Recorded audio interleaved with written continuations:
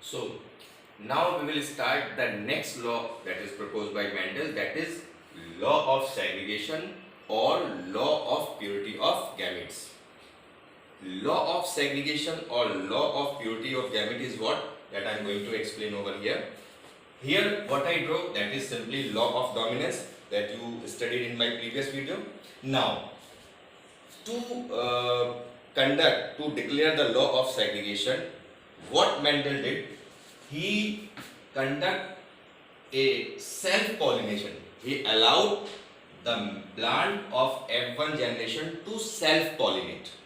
Self-pollination means the the pollens of the flower will drop down the stigma of the same flower or the flower of the same plant.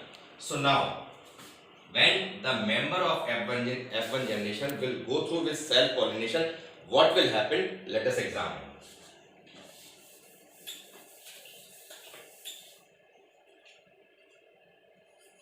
This is F1 generation. Now, when during at the time of gametogenesis, when gamete will form, because we are conducting in such plant self-pollination. So the pollen grain will be of same plant as well as the egg or ovum will be of same plant. Now what happened? In such condition, the form gametes, male gamete means pollen grain, they will be of two type because this is hybrid.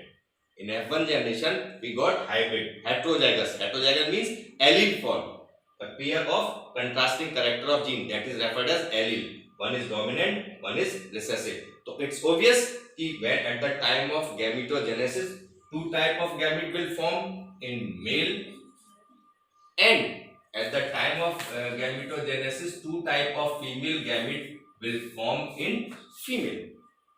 Now, let us see what will happen. Now we will try to find out the possibilities. Mendel become successful during the proposing of laws of inheritance, because the method or the way he conducted these genetical experiments was very unique, because he applied some mathematical ratio in them. And what are these mathematical ratio? Let us see. So suppose these two type of male gamete will form, these two type of male gamete will form, female gamete will form. And now these are male gamete, these are female gamete. Now suppose this pollen grain is going to fertilize or going to fuses with this female gamete, egg or ovum. So the condition will this. Now suppose if this pollen grain will fertilize or fuses with this type of female gamete, then the condition will this. Next possibility, this pollen grain is going to fuses with this, then the condition will this. And if this pollen grain is fuses with this, then the condition will this. Now, there are two terms, phenotype and genotype. Phenotype means study of external character, morphological study, and genotype means the study of genes, the study of internal genomic structure. So phenotype and genotype. Now what I told you, let us see. Suppose if we are going to allow self pollination in F1, in the plant of F1 generation. So in the plant of F1 generation, if we are going to allow self pollination, what are the possibilities? These are the possibilities. Now, if you try to find out the phenotype means morphology of the plant. So these, suppose plant develop from this seed, then this one will be of red flower plant. It will be red flower plant. It will be red flower plant. Now, and this will be, both are recessive, and these small are indicating white color plant. So this will be white flower plant. So guys, if you take out the phenotypic ratio, phenotypic ratio means morphological ratio, then you will find out that 3 will produce red flower plant and 1 will produce white flower plant. So what is the ratio? Ratio will be, phenotypic ratio will be 3:1.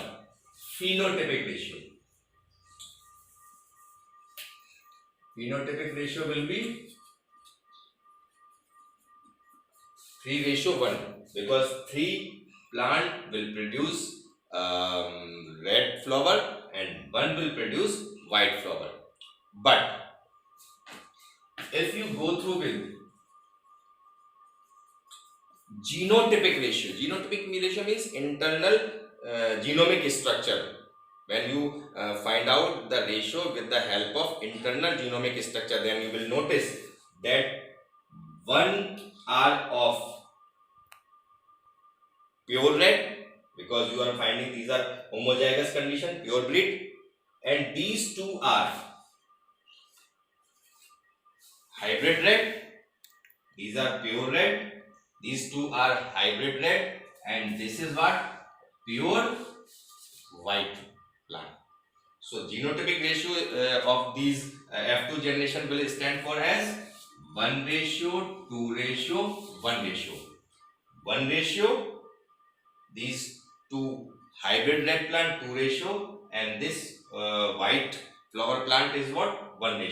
So the finding of these ratio is simply proving what?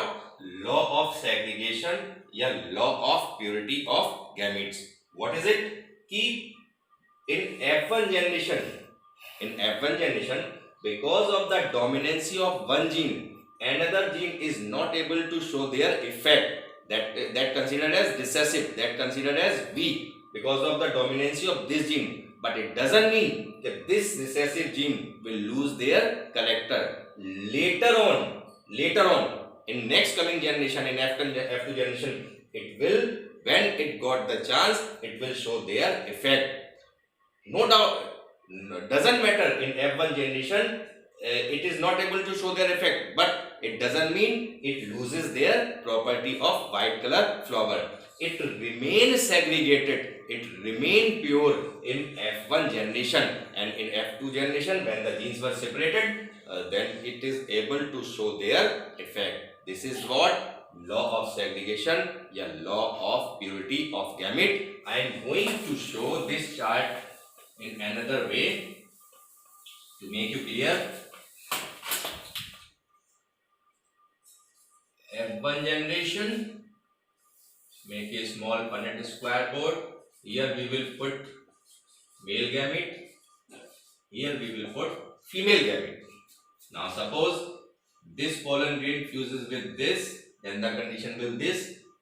This pollen grain which fuses with this, then the condition will this. If this fuses with this, like this and this. So you will found red flower plant, red flower plant, red flower plant, and this is white flower plant. So phenotypic ratio is what? 3:1. And genotypic ratio is what?